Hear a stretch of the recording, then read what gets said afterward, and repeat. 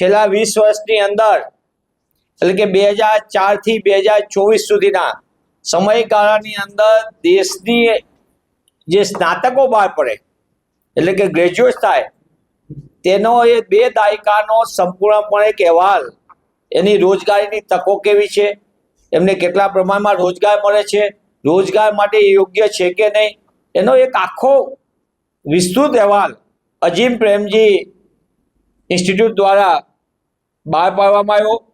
આ એક સંપૂર્ણપણે સ્ટેટસ ઓફ વર્કિંગ ઇન્ડિયા 2026નો આ અહેવાલમાં જે આપણી સામે જે મુદ્દા આવ્યા છે, જે ઘટનાક્રમ સામે આવી છે એ અહેવાલમાં 67% ગ્રેજ્યુએટ્સને નોકરી મળતી નથી। એટલે કે 67% ગ્રેજ્યુએટ શિક્ષણ મેળવે છે પણ એને શિક્ષિત થયા પછી જે નોકરીની તક મળવી જોઈએ એ તકથી તેઓ વંચિત રહે છે અને ખાસ કરીને 2017 પછી સતત એમની નોકરીની તકો ઘટી રહી છે। એક તરફ ચૂંટણીના સમયે કેન્દ્રમાં મોદી સરકારે સત્તામાં આવવા માટે દર વર્ષે 2 કરોડનું વચન આપ્યું હતું, એટલે કે છેલ્લા 11 વર્ષની અંદર 22 કરોડ રોજગાર મળવા જોઈએ, 23 કરોડ રોજગાર મળવા જોઈએ, એ રોજગારની બદલે લોકોના રોજગાર છીનવાઈ રહ્યા છે।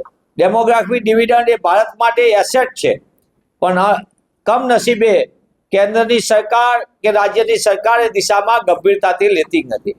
ગુજરાત જેવા પ્રગતિશીલ રાજ્યની અંદર જે રીતે ગુજરાતના યુવાનોનું આર્થિક શોષણ થાય છે, રાજ્યના વિવિધ વિભાગોમાં અને એની સાથે સંકળાયેલા જુદા જુદા કોર્પોરેશનમાં 2 લાખ કરતાં વધુ જગ્યાઓ લાંબા સમયથી ખાલી છે।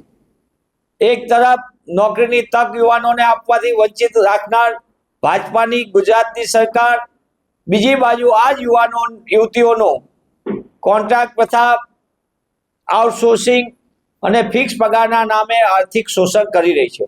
ગુજરાતમાં નોંધાયેલા 2,70,000 જેટલા બેરોજગાર શિક્ષિત એ નોંધાયેલા છે રોજગાર કચેરી, અને ન નોંધાયેલા ગુજરાતની અંદર તમે જોયું હશે કે એલઆરડીથી માંડીને તલાટીથી માંડીને બધામાં 15 લાખથી લઈને 21 લાખ સુધીની અરજી પત્રકો આપણી સામે આવ્યા છે। એટલે કે ગુજરાતમાં 25 લાખ જેટલા નોંધાયેલા બેરોજગારોની સંખ્યા સાથે ગુજરાત માટે ચિંતાનો વિષય છે।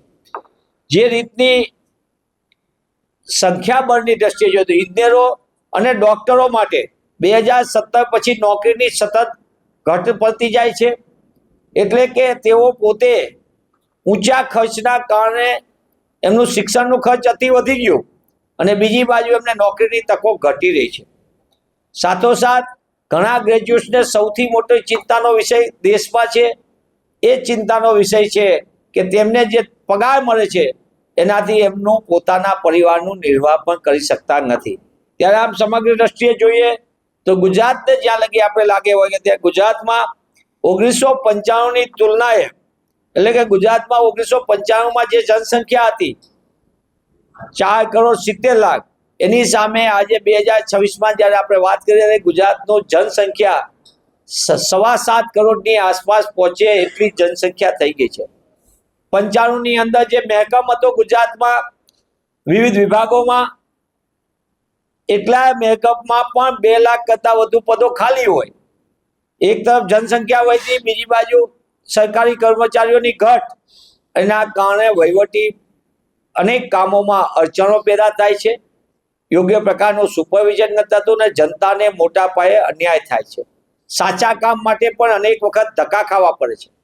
તેવા સંજોગોમાં હું સરકાર આગળ માંગ કરું છું કે ગુજરાતમાં ખાલી પડેલા પદો સરકારના વિવિધ વિભાગોમાં કેલેન્ડરના નામે, ભરતી કેલેન્ડરના નામે ગુજરાતના યુવાનો સાથે રમત રમવાનું અને એની કારકિર્દી સાથે ચેડા કરવાનું ભાજપ સરકાર બંધ કરે।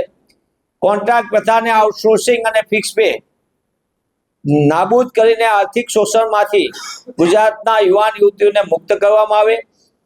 ફિક્સ પેના નામે ગુજરાતના યુવાનોના ભવિષ્ય સામે સૌથી મોટી અન્યાય કરતી પદ્ધતિ સામે જ્યારે ગુજરાતના યુવાનો નામદાર વડી અદાલતમાં ડિવિઝન બેન્ચમાં જીતી ગયા છે ત્યારે ગુજરાત સરકાર સુપ્રીમ કોર્ટમાં ગુજરાતના યુવાનોની સામે ગઈ છે ત્યારે સુપ્રીમ કોર્ટની અંદર જે અરજી કરી છે એ પણ સરકાર પરત ખેંચે અને ગુજરાતના યુવાન યુવતીઓને રોજગાર સાથે ન્યાય આપે એવી કોંગ્રેસ પક્ષ તરીકે અમે માંગ કરીએ છીએ.